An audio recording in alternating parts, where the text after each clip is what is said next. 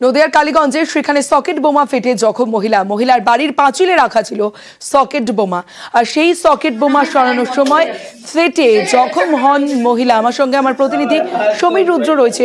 সমীর, এই সকেট বোমা পাঁচিলের উপর কে রেখেছিল, কি উদ্দেশ্যে রেখেছিল, সেই বিষয়ে কোনো আপডেট?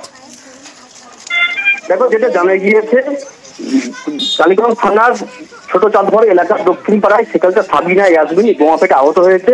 পরিবারের যেটা দাবি, কয়েকজন যুবকের সাথে কয়েকদিন আগে ওই পরিবারের এক মহিলাকে কটূক্তি করা নিয়ে বিবাদ হয় এবং রাতের অন্ধকার তারা তাদের বোমাবাজিও পারে এবং তারাই সম্ভবত একটি বোমা পাঁচিলের উপর রেখে গিয়েছিল।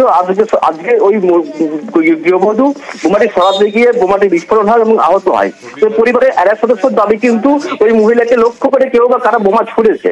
তবে পুলিশ কিন্তু সমস্ত ঘটনাটা অস্বীকার করেছে। পুলিশের দাবি, ওই এলাকায় গার্বেজ ছিল, অর্থাৎ আবর্জনা স্তূপ ছিল, সেই আবর্জনা পরিষ্কার করতে গিয়ে কোনোভাবে বোমাটা তিনি কুড়িয়ে পান এবং বোমাটি কুড়িয়ে দিয়ে দেয়ালে ঘষাঘষি করতে তখন ফেটে যায় এবং এর ফলে মহিলা আহত হন। তবে পুরো বিষয়টি তদন্ত শুরু করেছে কালীগঞ্জ থানার পুলিশ।